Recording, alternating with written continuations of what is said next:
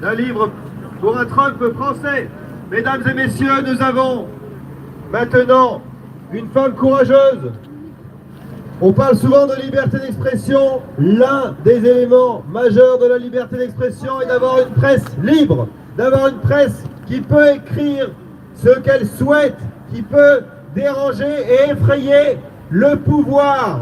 Malheureusement, trop nombreux sont les journalistes qui se couchent, les journalistes qui ne font pas leur rôle de quatrième pouvoir. Elle n'en est pas. Elle, au contraire, est une femme de liberté, de transparence, de vérité. Mesdames et messieurs, Myriam Paloma.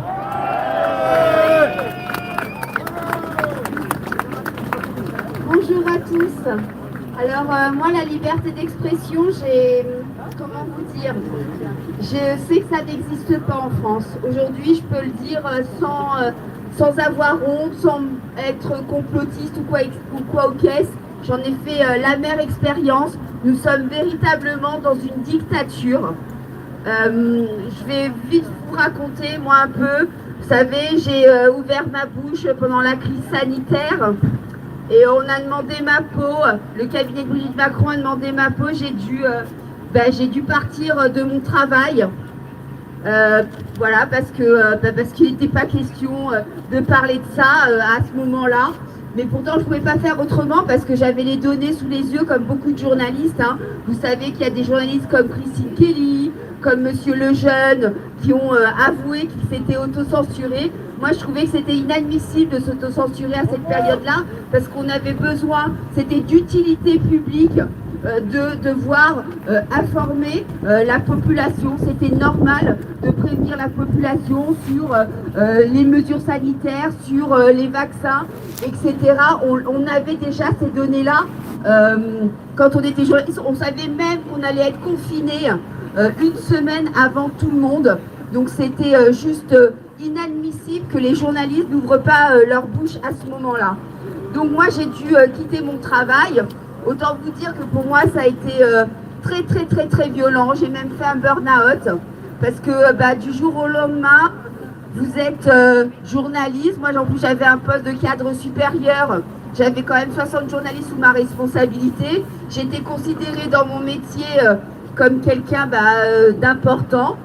J'avais recruté énormément de journalistes, énormément formé de journalistes qui m'ont d'ailleurs tous quasiment tourné le dos, à quelques exceptions près. Et je suis devenue la complotiste d'extrême droite, conspirationniste du jour au lendemain, avec des articles dans la presse juste hallucinants. Quand je lisais ça, je me disais mais on est sur quelle planète? Et puis il y a eu Cyril Hanouna qui m'a quand même laissé en tout cas qui m'a laissé qui m'a quand même continué à me donner du travail pendant un an. Alors c'est pas pour me faire plaisir, hein, c'est aussi parce que il avait remarqué que quand j'allais, les cours médiamétrie augmentaient. C'est pas pour monter hein, que je vous dis ça, hein, c'est une réalité parce que Cyril Hanouna, ce qu'il regarde avant tout, c'est ses audiences. Si vous marchez pas, il vous dégage. Et puis j'ai eu le malheur de dire un jour que on voulait me faire réagir sur un article de Paris Match où Brigitte Macron expliquait qu'elle faisait des œufs à la coque à Emmanuel Macron et que c'était génial. Et on a voulu me faire réagir là-dessus et moi j'ai dit il est hors de question que je dis juste les faits. La production me dit Myriam, tu te contentes de dire juste les faits. Je suis non, ça va pas être possible. Moi, cette interview est tellement minable, c'est de la propagande qu'il est hors de question que je fasse ça. Donc j'appelle Cyril Hanouna et puis je lui dis, Cyril il me dit non mais tu fais comme tu veux, vas-y, il n'y a pas de souci, non. Donc je raconte ce qu'il y a dans l'interview et puis évidemment je donne mon avis. Et puis il arrive le moment où, comme elle, dans cet article, elle parlait de sa relation avec Emmanuel Macron, où elle dit qu'elle avait flashé sur son élève. Il arrive un moment où je me retrouve face à des chroniqueurs qui m'expliquent que cette relation, elle est juste merveilleuse, que c'est une belle histoire d'amour. Et là, moi, extrêmement choquée, je lui dis non mais vous rigolez ou quoi? On est au monde des bisounours. Une prof de 39 ans qui sort avec son élève de 14-15 ans, c'est juste pénalement condamnable. Et autant vous dire que j'ai plus fait long feu. Coup de fil du cabinet de Brigitte Macron à Bolloré et interdit d'antenne partout. Et aujourd'hui, je ne vais pas vous mentir, je ne travaille plus. Je ne travaille plus et pour la première fois en 25 ans, je n'ai même plus la carte de presse parce que après être passé en commission plénière et en commission supérieure avec avocat, on m'a expliqué que malgré mon activité journalistique, parce qu'ils ont reconnu quand même que j'avais une activité journalistique, je ne pouvais prétendre à la carte de presse parce que j'étais la patronne de ma propre boîte où j'étais l'unique salarié. Autant vous dire que quand on vous dit ça, vous dites on se fout de ma gueule, clairement. Et là je me suis dit mais c'est une honte, parce que moi j'ai fait des études, j'ai travaillé pendant longtemps pour des grands groupes de presse, j'ai fait mon travail consciencieusement et je suis punie. Aujourd'hui je suis condamnée à la mort sociale et professionnelle. Donc la liberté d'expression, ça n'existe pas. Les journalistes qui sont en place ont tellement peur de perdre leur place qu'ils ne disent rien. Et ne croyez pas que des chaînes comme CNews ou autres sont des chaînes dissidentes. Non, non, ce sont des chaînes du système. Il ne faut pas se leurrer. Aujourd'hui, on essaye de faire un travail différent sur les médias indépendants. On se bat pour que Twitter reste indépendant et heureusement qu'il y a Elon Musk qui quand même nous permet d'avoir cette liberté.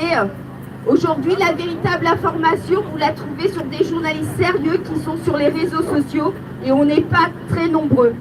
On a vraiment, en tout cas moi j'ai vraiment besoin de votre soutien parce qu'aujourd'hui, avec l'ère Macron, on veut museler la presse, on a muselé la presse, on a vu le narratif là sur les dossiers Epstein, où on a même essayé de nous faire croire pendant quelques jours que c'était une ingérence russe, alors qu'on sait que ce mec c'est un pédocriminel depuis 2008. Ils ont enterré la perquisition de 2019, alors que dans l'appartement avenue Foch, il y avait tout un tas de caméras, d'objets dégueulasses. Moi, on m'a pris la tête, j'étais même citée pendant la commission d'enquête de C8 et à l'Assemblée nationale parce que j'ai eu le malheur de parler de pédocriminalité sataniste. Je sais que tout ce que j'ai fait, je l'ai fait parce que j'ai fait mon travail, j'ai fait des enquêtes, je suis journaliste depuis 26 ans et je ne suis pas une tarée, je ne suis pas une grosse folle. Je sais qu'un jour, l'histoire me donnera raison et je veux vous dire aujourd'hui merci à vous pour tout le soutien que vous m'apportez parce que même s'il y a des jours où c'est extrêmement difficile, parce que moi c'est un métier que j'ai fait par passion, et bien grâce à vous je tiens le coup. Donc merci beaucoup et surtout ne lâchez rien parce que sans liberté d'expression, sans médias qui font son travail, on le voit bien, une élite fait exactement ce qu'elle veut, manipule les foules et nous manipule et surtout nous dirige et nous contrôle. Donc on doit continuer à informer et à dénoncer tout ça. Voilà, merci beaucoup à vous. Vive la France et vive la liberté d'expression.